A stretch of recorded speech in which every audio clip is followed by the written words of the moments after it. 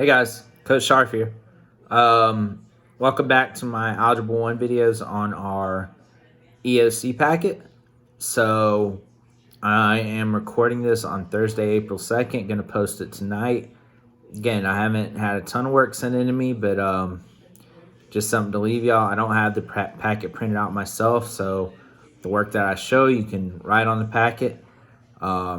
I think Coach Argo has been doing the same thing. If any of y'all have been watching her videos on her Instagram, but I didn't have a physical copy with me, and I don't have a printer, so I'm just gonna do it on notebook paper. But again, y'all can just do it on the packet. That's fine. So we're gonna jump in. We're gonna do a couple pages out of the equations domains.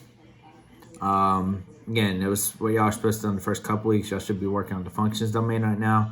But again, just kind of an example, I already did the rest of the expressions domain and posted that. I had a handful of y'all look at that so far. Just showing y'all what y'all need to be doing. So let's get started. All right. So here's the equations domain. Again, the equations domain is usually 30% of the EOC. Obviously, we're not taking that now. But again, it's still a good chance to go over all of the standards which you were looking at. And that went down real quick. All the standards that you were looking at, okay? So then the next page, Unit 2, Reasoning with Linear Equations and Inequalities. Talk about addition property, multiplication property, equality. Addition property also has subtraction property of equality that goes with it. Multiplication inverse property, which tells us that multiplying a number by its reciprocal equals 1. We're actually going to need to use that in a minute. Okay? It's got a couple examples just showing the math, but we're going to jump down to this first problem. Okay? The equation can be used to find H, the number of hours it will take Flo and Brian to mow their lawn. So H is actually number of hours it would take Flo by her, or this represents the number of hours it would take Flo by herself. This would probably be Brian, how long it would take him by itself. But if they're both mowing together, how long it would take them to mow their yard. So again, it's how much of the lawn could they mow by themselves in a certain amount of time. So we got H over 3 plus H over 6 equals 1. So we're trying to solve for H. So the first thing we need to do is get rid of my denominators. Okay? So how do I get rid of denominators? Well, I got to multiply to cancel these out. Okay? If I multiply both sides by 3, okay, multiplying by 3 would cancel that out, leave me H. But if I multiply this by 3, it would be 3H over 6, which would, if you simplify it, it would be H over 2. So that's still not going to go completely away. I'm going to have to multiply both sides by 6 to actually get rid of those denominators. So I'm going to show that over here. Okay, I'm going to do 6 times H over 3 plus H over 6. Hopefully it'll focus once I move my hand away. Equals 1, and then I'm going to multiply that by 6 as well, because that's multiplication property of equality right there. Okay, I'll multiply both my original sides by 6. That's obviously going to leave me 6 here. Again, if I multiply this by 6, it's really 6H over 3. This would be 6H over 6. Okay, that would cancel out and leave me H here. 6 divided by 3 is 2, so I've got 2H. Okay, 2H plus H equals 6, which gives me 3H equals 6. Divide both sides by 3, H equals 2. So that's answer choice C. So there's your work for the first problem. All right. A ferry boat carries passengers back and forth between two communities on the Peachville River. It gives you the information, but then it gives you the equation. So again, I got to solve for M. I got to get rid of the denominators. All right, so I'm going to take this and put it on my paper. Okay. So I'm going to have m over 15 minus 5 equals m over 15 plus 5 plus 0.5. Alright, so first thing we need to do, simplify our denominators. 15 minus 5 is 10. 15 plus 5 is 20 plus 0.5. So again, kind of the same problem I had up here. I got to multiply by a number that's going to help me get rid of those. It's I didn't say it up there, but it's basically the least common multiple, okay? What's the least common multiple of 10 and 20? Well, of course, that would be 20. So I'll multiply that by 20. Now multiply that by 20, okay? So it's going to give me 20m over 10 equals 20m over 20. And then 0.5 times 20, half of 20 is 10, okay? 20m divided by 10 simplifies to 2m. 20 over 20m over 20 gives me 1m plus 10. Now I'll just simply subtract m from both sides to give me m equals 10. So 10 miles, C. Alright. Number 3, same idea, except now we have an inequality. Again, it's been a while since we worked with inequalities, but again, you can basically just treat it like an equal sign and then replace it afterwards if you want. The only thing would be if I was dividing at any point, the inequality flips. But if you actually see again, I'm going to wind up multiplying same as I have on the previous problem, so I don't got to worry about my sign flipping. Okay, so I'm going to do it over here. I got 2/3 plus x over 3 is greater than 1.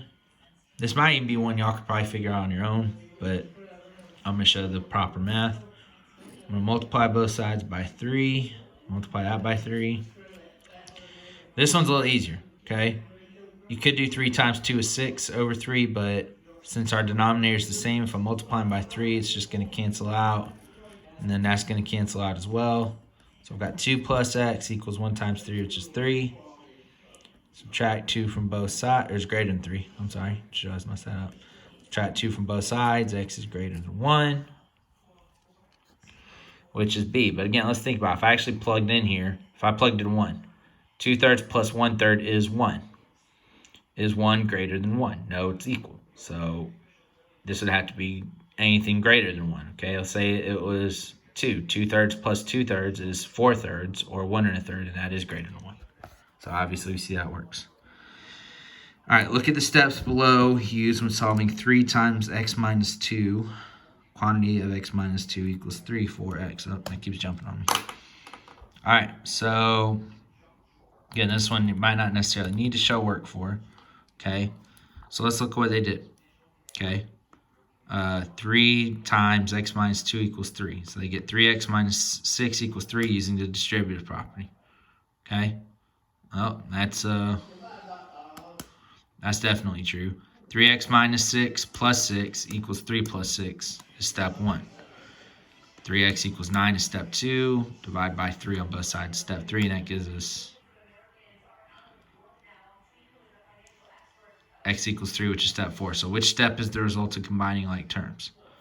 Okay, so adding 6 on both sides, that goes back to what we saw up top. That's really the addition property, addition property of equality. Okay, so I'm trying to move b to the other side, essentially what I'm doing here. So I add b to both sides. A minus b plus b, c plus b, that cancels out. That's basically what I did on step 1. Okay? So step 1 is the addition property of equality. Step 2, well, how do I get from step 1 to step 2? I combine -6 and 6 to cancel out, combine 3 and 6 to give me 9. So that's my combining like term. So the answer is B, step 2. Okay? All right. So now we got some tables. Consider the equations. Y equals 2x minus 3 and y equals negative x plus 6. So we got the tables. You need to fill out the tables and answer the questions that appear under it. All right, so I'm going to do the tables over here. I'm going to point at the computer to get the math, but then I'm going to do the tables on my paper so y'all can see them, okay? So, got one table, got the second table. All right, so -1, 0, 1, 2, 3. Come on. -1, 0, 1, 2, 3. All right, so we're going to plug in -1 in here, okay? 2 times -1 is -2, minus 3 more is -5. So that would give me -5, okay? Plug in 0. 2 times 0 is 0, minus 3 is -3. There we go. Plug in 1. 2 times 1 is 2, minus 3 is -1. Again, filling it in. Plug in 2. 2 times 2 is 4, minus 3 is 1. Plug in 3. 3 times 2 is 6, minus 3 is 3. So I finished filling out the first table. All right, let's look at the second table. Y equals -x plus 6. So if I plug in -1, I've got -1, which turns positive, plus 6. So +1 plus 6 is 7. Plug in 0. -0 is still 0, so 0 plus 6 is 6. Hopefully y'all can start to pick up a pattern. You should have been able to on the last one too. If I plug in 1, +1, I've now got -1 plus 6. So -1 plus 6 gives me 5. Okay. I plug in 2, -2 plus 6 is 4. Plug in 3, -3 plus 6 is 3. So there's my other table, okay? Again, if you look, this is going up by 2 every time. This is going down by 1. That matches the slopes. +2 and -1, okay? All right, so filled out tables. All right, let's look. Oh. Give me just a second. I'm sorry, click the wrong thing. All right. Is there an ordered pair that satisfies both equations? If so, what is it? Well, what ordered pair is in both tables? And that would be 3, 3. Okay, so we're going to say yes, 3, 3. Okay, there we go. Okay, graph both equations on the same coordinate plane by plotting ordered pairs from their tables and connecting the points. All right, so we're going to draw that. All right. It's going to give me just a second. I need a paperweight holding my paper down. It's not quite working how I want it to. All right, so I got -1, -1, 2, 3, 4, 5, 0, -3, 1, -1, 2, 1, 3, 3.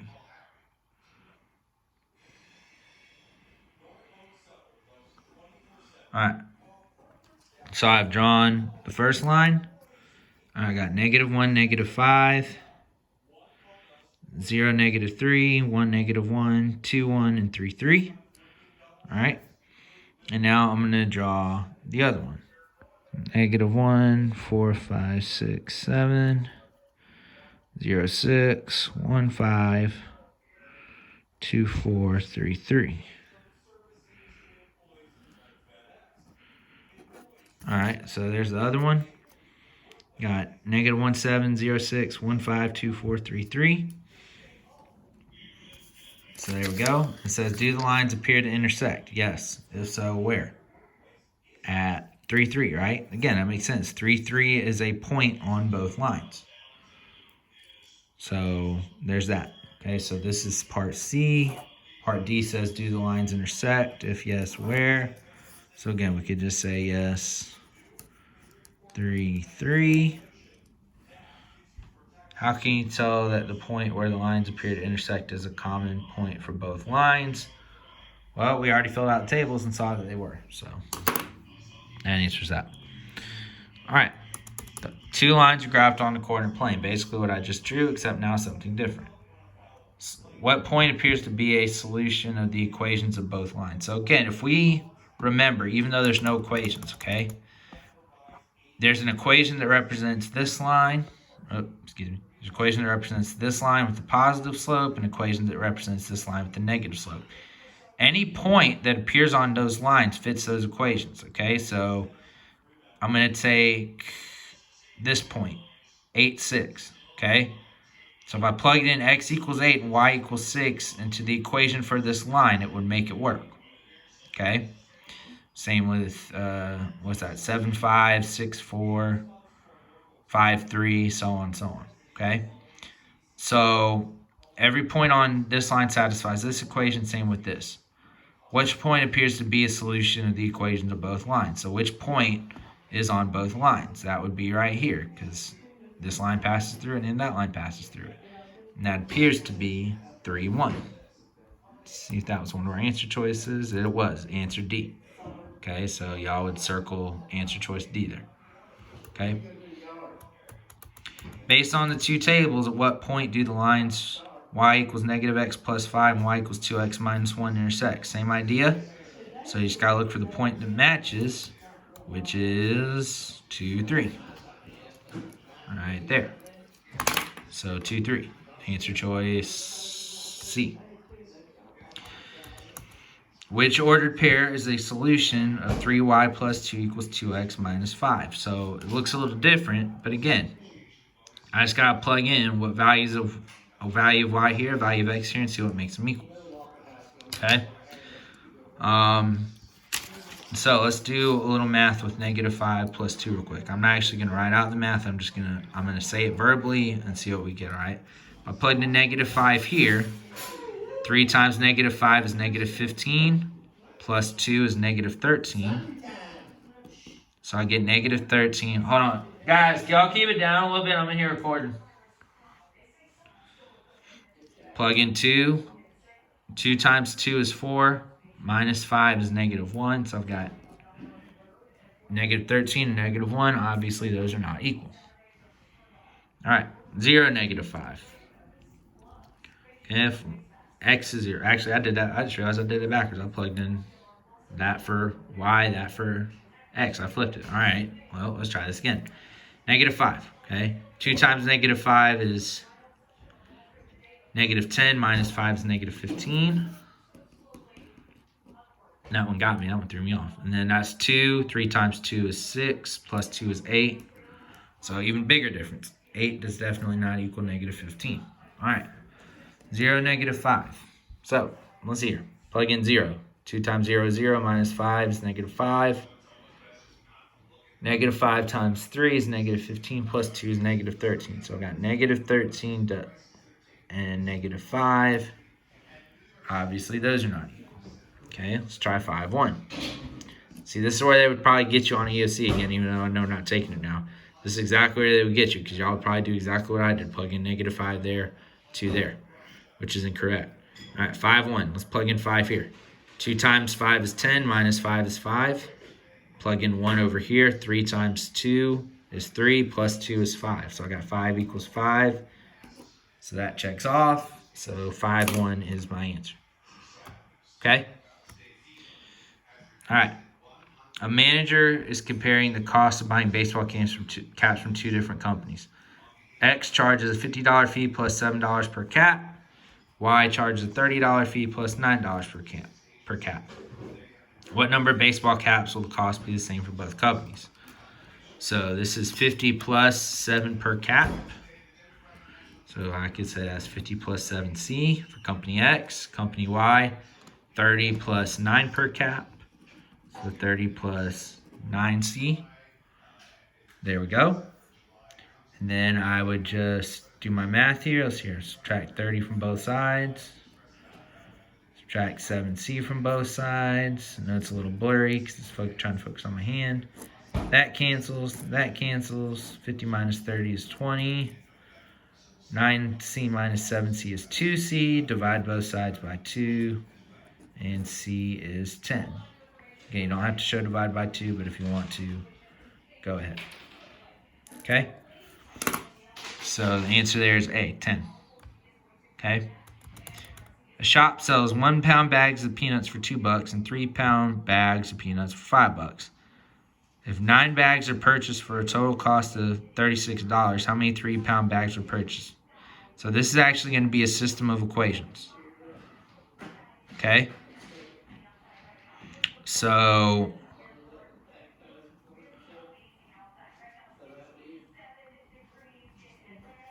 this is going to be a, I'm trying to think how to do it. I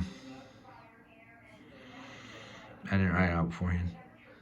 I think the last time I did this, I just kind of started guessing.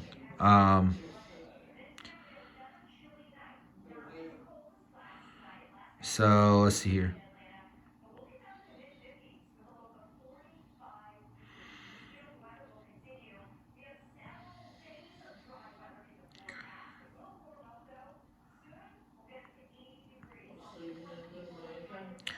Okay, no. I'm gonna. All right, I actually don't have to. I'm gonna tell you how to do it like this. Okay, so